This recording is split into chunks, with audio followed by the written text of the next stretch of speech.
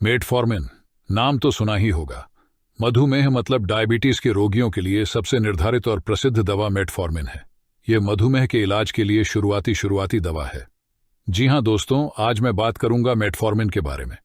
मुझे लगता है कि आप सभी मधुमेह के बारे में जानते हैं, लेकिन यदि नहीं तो कोई समस्या नहीं, मैं यहां इस पर चर्चा करने के लिए हूं।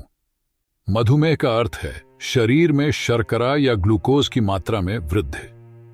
ये एक दीर्घकालिक बीमारी है जो तब होती है जब शरीर पर्याप्त इंसुलिन का उत्पादन नहीं करता है या इसका ठीक से उपयोग नहीं कर पाता है। इंसुलिन एक हार्मोन है जो रक्त शर्करा को नियंत्रित करता है, जो शरीर की ऊर्जा का मुख्य स्रोत है।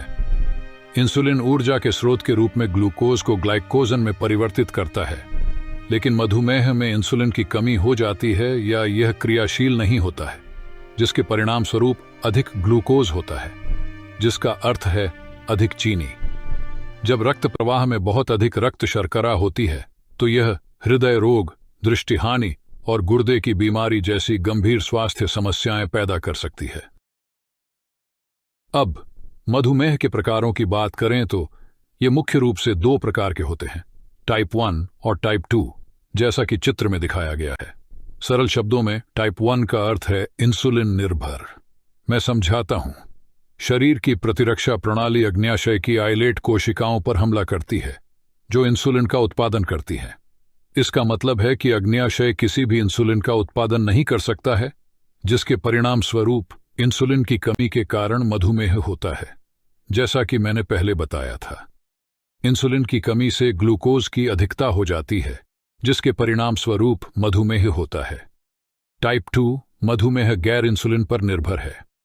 अग्न्याशय सामान्य से कम इंसुलिन का उत्पादन करता है और शरीर इंसुलिन के प्रति प्रतिरोधी हो जाता है, जिसका अर्थ है कि शरीर ऐसे प्रतिक्रिया करता है जैसे कि इंसुलिन मौजूद ही नहीं है, भले ही मौजूद हो। यह प्रतिरोध अक्सर मोटापे के कारण होता है। अब मेटफॉर्मिन कहाँ काम करता है? यह टाइप 2 मधुमेह के लिए काम करता है, जिसका अर्थ है कि यह इंसुलिन प्रतिरोध को दूर करने में मदद करता है। यकृत में यह गैर कार्बोहाइड्रेट स्रोतों से ग्लूकोज के संश्लेषण को कम कर देता है। कंकाल की मांसपेशियों और वसा ऊतक में यह ग्लूकोज ग्रहण को बढ़ाता है, जैसा कि छवि में दिखाया गया है। रासायनिक रूप से यह 1.1 डाइमिथाइल बिगुआनाइड हाइड्रोक्लोराइड है। मेटफॉर्मिन के बारे में सबसे दिलचस्प तथ्यों में से एक यह है कि यह गैर मधुमेह रोगियों में हाइपोग्लाइसीमिया का कारण नहीं बनता है। इसका मतलब यह है कि यदि कोई गैर मधुमेह व्यक्ति मेटफॉर्मिन का सेवन करता है तो इससे उनके ग्लूकोज के स्तर में कमी नहीं होगी।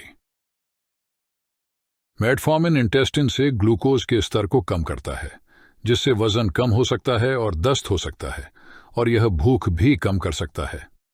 मेटफॉर्मिन का एक अन्य कार्य जो पाया गया है वह पॉलीसिस्टिक ओवरी वाली कुछ बांझ महिलाओं में ओव्यूलेशन और प्रजनन क्षमता में सुधार करने में इसकी प्रभावशीलता है। मेटफॉर्मिन के दुष्प्रभावों में पेट दर्द, एनोरेक्सिया, मतली और दस्त शामिल हैं। आपकी जानकारी के लिए, एनोरेक्सिया एक खाने का विकार है जो शरीर के असामान्य रूप से कम वजन बढ़ने का तीव्र डर और वजन की विकृत धारणा के कारण होता है। यह ध्यान रखना महत्वपूर्ण है कि यकृत और हृदय संबंधी रोगों वाले व्यक्तियों को मेटफॉर्मिन नहीं लेना चाहिए, क्योंकि यह जटिल और विरोधाभासी पैदा कर सकता है। प्रिय दोस्तों, इस प्रकार का वीडियो बनाने का हमारा उद्देश्य दवाओं के बारे में जागरूकता फैलाना है, न कि आपको अपने चिकित्सक से चर्चा किए बिना दवा लेने का सुझाव देना है।